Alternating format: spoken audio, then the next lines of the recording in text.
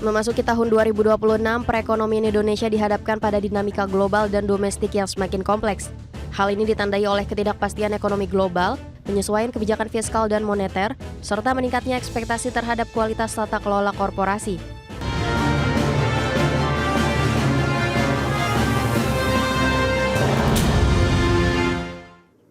Ekonomi Indonesia masih dihadapkan pada sejumlah tantangan, baik dari kondisi ketidakpastian global maupun domestik. Oleh sebab itu, pemimpin perusahaan tercatat harus memiliki pemahaman yang komprehensif atas outlook ekonomi dan juga perpajakan dalam merumuskan strategi korporasi perencanaan keuangan ke depan.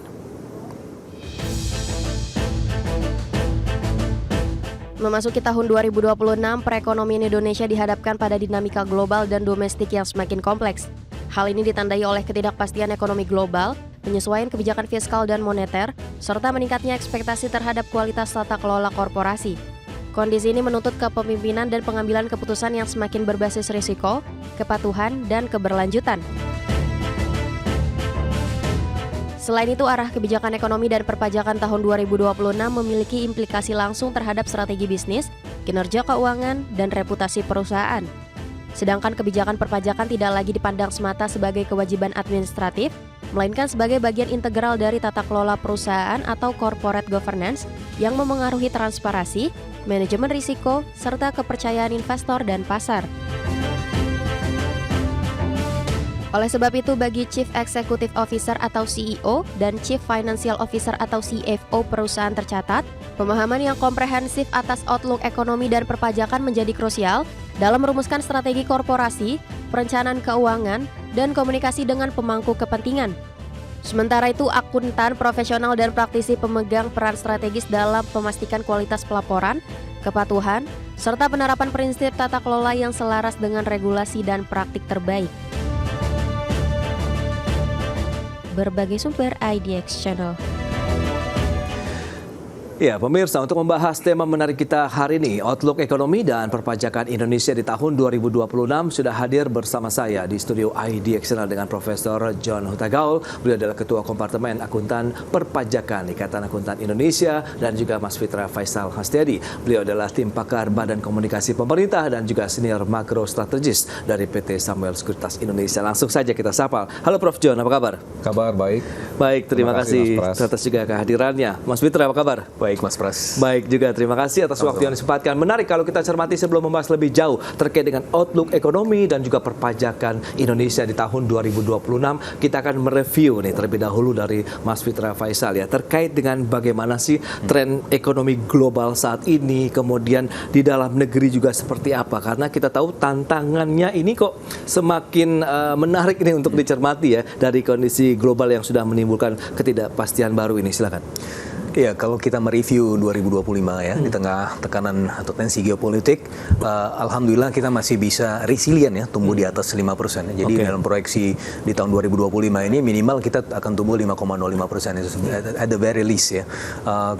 Ini juga kemudian kita juga punya tantangan dari dalam negeri sendiri, bagaimana kemarin bencana Sumatera juga memiliki potensi untuk dragging down potensi ekonomi tahun 2025. Tapi nevertheless pemerintah melakukan intervensi-intervensi yang cukup memadai ya, meskipun ada beberapa implikasi strategis ya. Kalau kita melihat bagaimana di kuartal 3 dan kuartal 4, pemerintah tetap memberlakukan stimulus fiskal dan melakukan belanja-belanja yang sifatnya prioritas dan signifikan terhadap kebutuhan masyarakat, yang mana itu juga terefleksi di angka penyerapan belanja yang di atas 95% ya. Dan ini dilakukan kenapa? Meskipun kalau kita lihat ya, tensi geopolitik di tahun 2025 itu ada di first half saja, di second half kan sudah mulai pudar. Tapi di sisi yang lain pemerintah tetap menjaga daya beli masyarakat dengan memberikan stimulus-stimulus, dan juga ada data dan ke pajak masyarakat yang di bawah 10 juta rupiah itu juga ditanggung pemerintah ya, baik itu di sektor yang padat karya maupun yang sektor industri kreatif.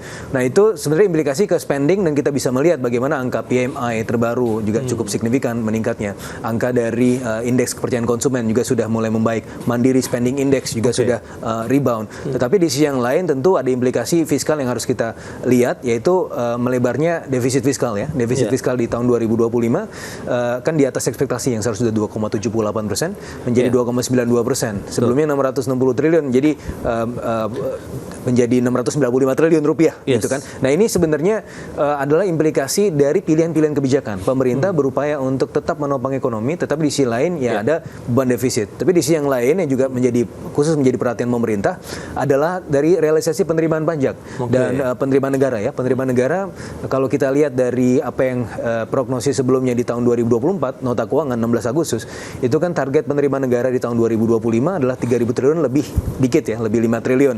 Tapi realisasinya kemarin sudah kita lihat di bawah itu ya. Jadi ada 2.756 triliun rupiah realisasinya. Betul. Dan ini artinya kalau dibandingkan dengan 3.000 triliun, artinya ini ada shortfall 250 triliun. Sebenarnya kalau kita lihat 250 triliun shortfall ini, kalau Mas Pras juga mencermati apa yang saya sampaikan, waktu itu kita juga seharusnya sempat diskusi ya, tahun 2024 ya. Waktu itu saya sempat menyampaikan bahwa ada potensi shortfall kita di tahun 2025 antara 250 triliun sampai 300 triliun.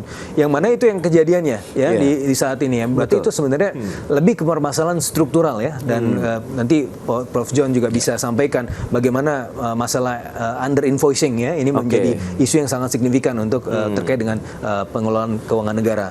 Tapi untuk melihat 2026, saya melihat bahwa pemerintah dalam hal ini tetap yakin ya untuk kemudian bisa mengejar target-target pertumbuhan ekonomi yang di atas 5% ya. Kalau kita lihat dari nota keuangan 5,4%, bahkan Pak Purbaya ingin lebih dari itu 6%, meskipun tantangannya adalah dari sisi revenue ya, dari sisi itu. Nah, makanya pemerintah sekarang sudah mulai lumayan intensif nih untuk kemudian mengejar nih potensi-potensi under invoicing ini. Dan juga kemarin ada potensi DHE juga yang sudah dikoordinasikan, dan mudah-mudahan itu menjadi penopang ekonomi kita sepanjang tahun 2026. Meskipun 2026 ini tantangannya adalah tidak berkurang sama sekali tekanan geopolitiknya, sebagaimana World Economic Forum baru kemarin mengeluarkan risk report ya, global risk report. Yang pertama sekali adalah geoeconomic confrontation. Nah, ini yang sebenarnya menjadi salah satu tantangan kita di tahun 2026. Karena kalau itu mengemuka, Mas Pras, kita punya potensi dragging down ekonomi domestik antara 0,4 sampai 0,6%. Taruhlah baseline kita pertumbuhan ekonomi 5%, berarti ya cuma 4,6% di tahun 2026 kalau konfrontasi geopolitik itu meningkat. Cuma memang kalau kita lihat bagaimana kehadiran Trump di World Economic Forum kali ini, itu adalah menandakan bahwa sebenarnya tensi sedang berkurang. Karena dia sudah hadir di forum ekonomi global yang mana pada akhirnya ini menjadi forum diskusi juga, gitu Mas Pras. Oke, itu dia terkait dengan kondisi global. Nah, kalau kita bicara dengan arah kebijakan perpajakan, tadi sempat disinggung juga oleh Mas Fitra ini, Prof John. Seperti apa begitu? Apakah tahun 2026 ini akan lebih mudah begitu bagi pemerintah kalau kita bicara mengenai untuk meningkatkan lagi target pajak kita, kemudian bagaimana implementasinya, penerimaan dan lain-lain? Silakan. Ya, terima kasih Mas Pras. Jadi arah kebijakan dan administrasi perpajakan kita di tahun 2026, ya menurut pandangan saya ini tentu diarahkan bagaimana memenuhi rencana penerimaan itu sendiri di tahun 2026 sebesar 2.357 triliun. Memang kalau dibandingkan dengan realisasi di tahun 2025 semakin challenging ya, karena ada 2 digit jadinya ya pertumbuhan rencana penerimaan dibandingkan realisasi tahun lalu. Tetapi saya yakin teman-teman di Direktorat Jenderal Pajak ini punya strategi ya, apalagi mereka baru saja melakukan rapat pimpinan nasional di Yogyakarta untuk membahas bagaimana upaya untuk merealisasikan target tahun ini. Nah, tentu menurut pandangan saya ada beberapa hal yang perlu menjadi concern terkait juga dengan apa yang disampaikan Pak Fitra. Ya, pertama tentu teman-teman harus melakukan optimalisasi basis pajak. Jadi basis pajak itu bagaimana diperluas ya jumlah wajib pajak yang terdaftar ya, dan juga jumlah intensifikasi dari objek pajak itu sendiri, realisasi dari objek pajak yang sudah ada. Nah, ini bisa dilakukan tentu dengan melalui program ekstensifikasi wajib pajak ya, wajib pajak baru misalnya ya, untuk mengantisipasi untuk menangkal berburu di kebun binatang ya, dan juga melakukan intensifikasi ya penerimaan pajak. Tadi seperti dikatakan Pak Fitra, ada under invoicing dan sebagainya, itu adalah persoalan bagaimana kita mengintensifikasi penerimaan pajak. Kemudian yang berikutnya tentunya bagaimana korteks yang menjadi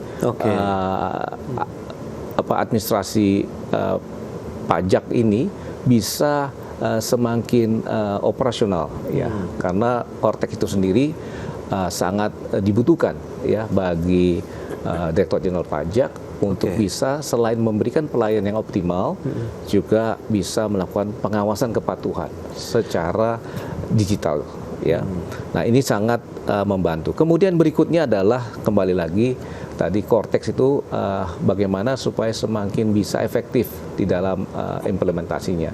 Nah, ini teman-teman di Direktorat Jenderal Pajak sedang berjuang untuk itu, dan saya yakin itu akan bisa mereka atasi, ya. Kemudian yang ketiga tentunya adalah bagaimana di dalam pelaksanaan regulasi, yaitu wajib pajak itu mendapatkan kepastian hukum, ya, di dalam mendapatkan hak-haknya, terutama di keberatan, banding, ya, dan sebagainya.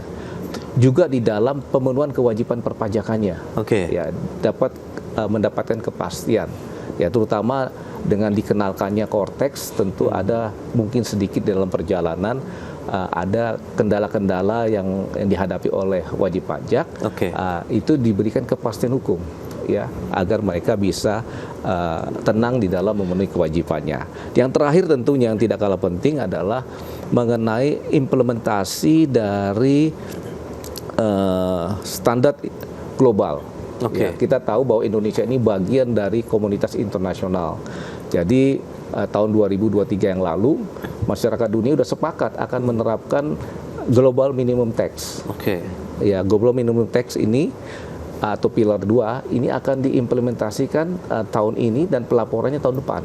Jadi implementing regulationnya selain peraturan Menteri Keuangan itu sangat dibutuhkan, terutama dalam bentuk pelaporannya dan penghitungannya bagaimana. Nah, ini saya rasa yang menjadi menarik di tahun 2026, dan saya yakin teman-teman di Direktorat Jenderal Pajak sudah punya strategi untuk memenuhi itu. Terima kasih. Itu dia beberapa poin, ya, terkait dengan optimalisasi dari wajib pajak sendiri sehingga diharapkan basis pajak diperluas. Kemudian ada cortex system yang menjadi game changer juga nih untuk perpajakan di tahun 2026. Ada wajib pajak yang juga mendapatkan lagi-lagi kalau kita bicara mengenai kepastian hukum dan juga implementasi dari standar global. Kita akan lihat seperti apa mungkin persiapan yang perlu dilakukan dunia usaha begitu untuk menyikapi perpajakan yang baru ini, dan juga bagaimana mengantisipasi juga kondisi ekonomi global. Kita bahas nanti di segmen berikutnya. Kita akan jeda dulu sebentar, ya, Prof dan juga Mas Fitra, dan tetaplah bersama kami.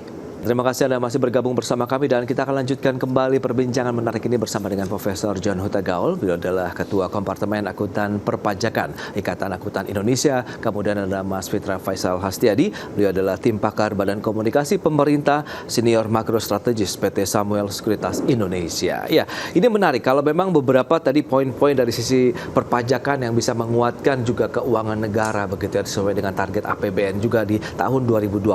Tapi sebelum membahas lebih jauh, tadi sudah kita bahas tren ekonomi global lantas seperti apa. Nah, Mas Fitra, lantas bagaimana kalau kita bicara tantangan, kemudian peluangnya bagi dunia usaha sendiri di tahun 2026 ini akan seperti apa begitu dengan kondisi-kondisi tadi yang sudah disampaikan juga oleh Prof John, bahwa perpajakan ini juga bisa menjadilah salah satu penopang nih geliat aktivitas ekonomi Indonesia di tahun ini.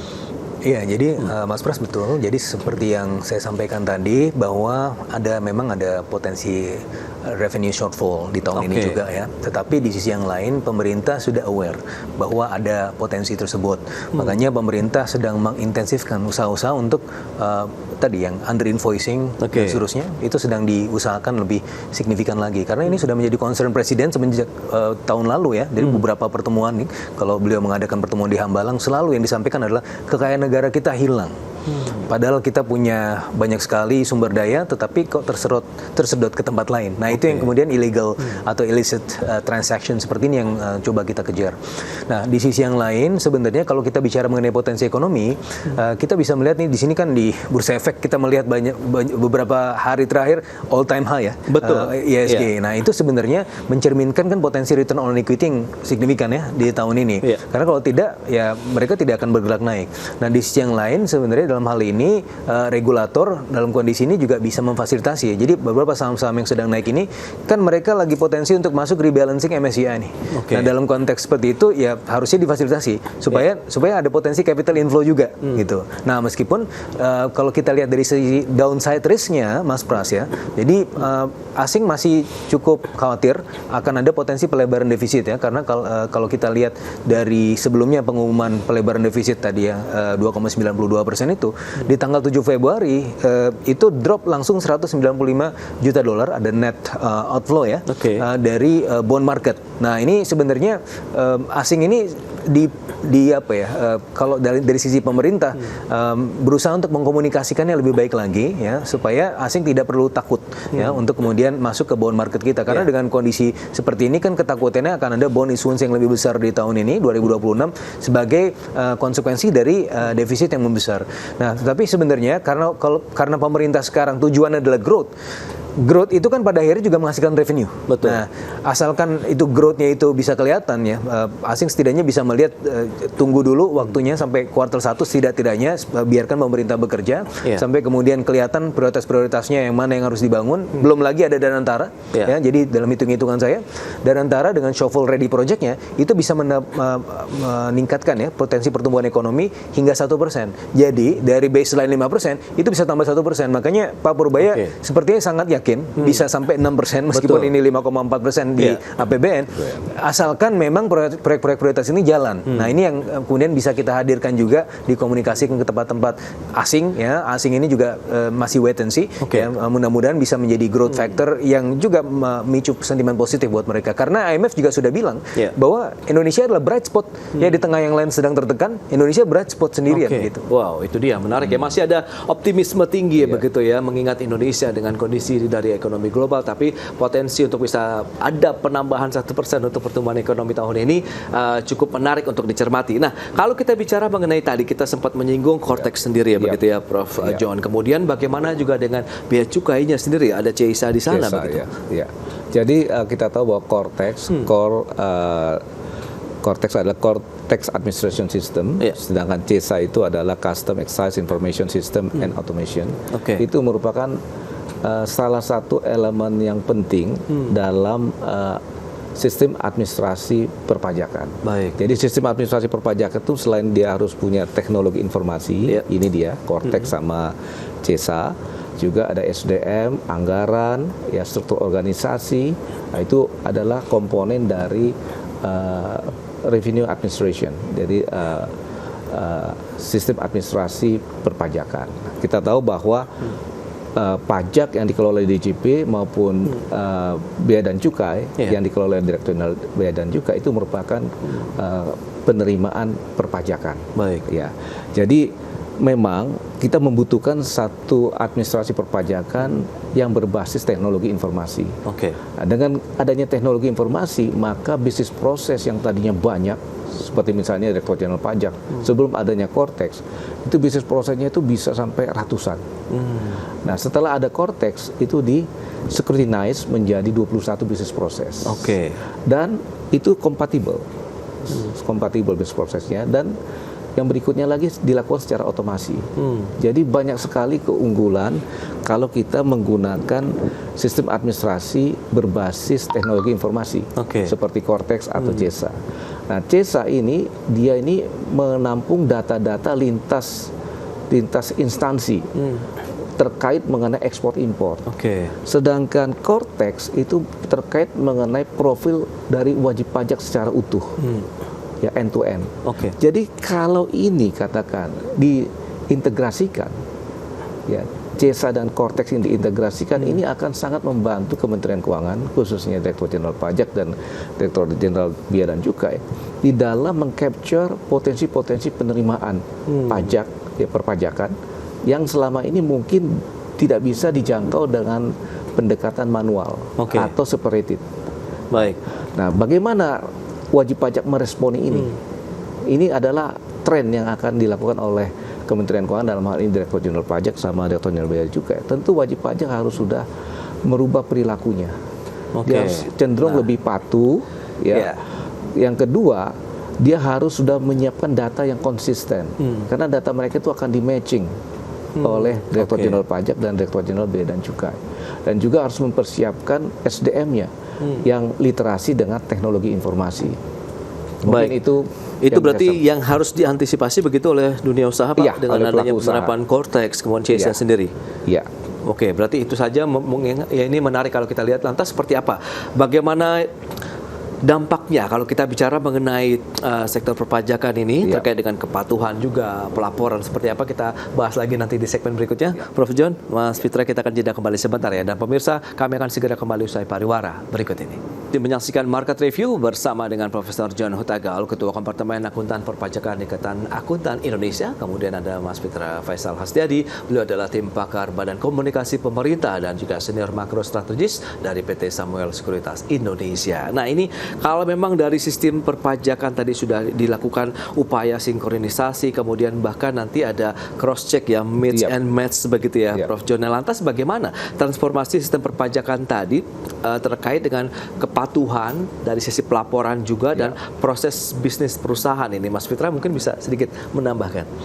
Ya, jadi studi dari Hana, Olken, dan Basri ya, salah satu yang menulis adalah Pak Khatib Basri, Mantan Menteri Keuangan, di American Economic Review tahun 2021, bahwa memang modernisasi sistem perpajakan itu menjadi sokoguru ya bagi potensi penerimaan pajak ke depan. Nah, karena permasalahan dari KPP, terutama sekarang ini adalah keterbatasan SDM. Nah, jadi mereka cuma ngincer yang ya tadi intensifikasi, artinya berburu di kebun binatang ya, tidak melakukan perluasan-perluasan pencarian pajak ya. Yang sebenarnya potensinya berkeliaran. Tetapi on top of that, sebenarnya dari sisi fiskal, pemerintah kan berusaha ya untuk mendorong growth, mendorong permintaan. Nah, kan jadi kalau misalnya ada growth, maka akan ada revenue.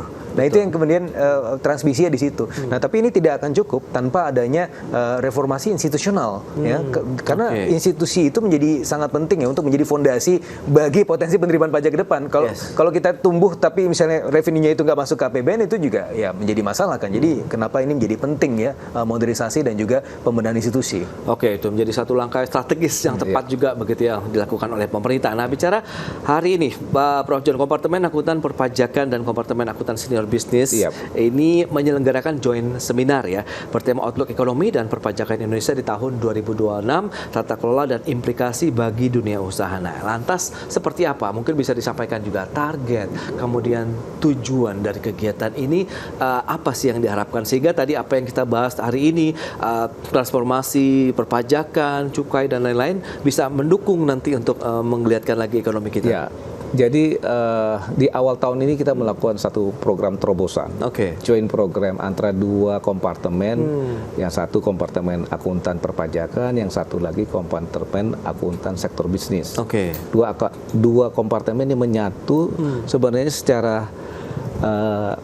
dampaknya adalah kita menyatukan pandangan perspektif akuntansi, perpajakan, dan bisnis. Bagaimana kalau ketiga pendekatan tadi itu di-blended? Ya, tentunya untuk mengantisipasi dinamika kebijakan ekonomi maupun fiskal yang sangat dynamic. Kemudian yang berikutnya juga kita ingin mendorong peran akuntan itu bukan hanya semata-mata menyiapkan laporan keuangan, catatan-catatan keuangan saja, tetapi lebih daripada itu dia bisa berperan lebih sebagai strategic advisor untuk menjaga tata kelola perusahaan itu bisa berjalan dengan baik. Nah, itu harapan kita, dan juga tentu untuk memberikan literasi, mengedukasi teman-teman akuntan yang ada di seluruh Indonesia. Harapan terkait dengan kegiatan sendiri, Prof. John? Ya, bagaimana Anda? Harapannya tentunya kita akan mendapatkan banyak pencerahan masukan ya dari para pakarnya ya. Dari sisi ekonomi Pak Fitra, kemudian juga ada nanti Direktur Jenderal Pajak hadir, ya akan memberikan pandangannya untuk mencerahkan kita semua bagaimana taktik strategi arah kebijakan Direktur Jenderal Pajak untuk mengamankan target penerimaan tahun ini. Itu juga menjadi gambaran sehingga tentu kita yang hadir di sini akan meresponinya di dalam pekerjaan kita sebagai akuntan. Baik, berarti dari sisi kebijakan disampaikan, kemudian bagaimana nanti diharapkan responsnya dari pelaku usaha begitu ya, akan menyesuaikan seperti apa sih dengan kebijakan-kebijakan, terutama dengan era transparansi saat ini. Baik, itu dia beberapa poin yang sudah disampaikan. Prof John, kemudian Mas Peter, terima kasih banyak atas informasi, update, dan juga insight yang sudah diberikan ya kepada pemirsa pada hari ini. Dan pemirsa, jangan beranjak dari tempat Anda karena sesaat lagi kami masih akan kembali dengan tema menarik lainnya terkait dengan pembatasan pinjaman menjaga kesehatan industri pindar. Kami segera kembali.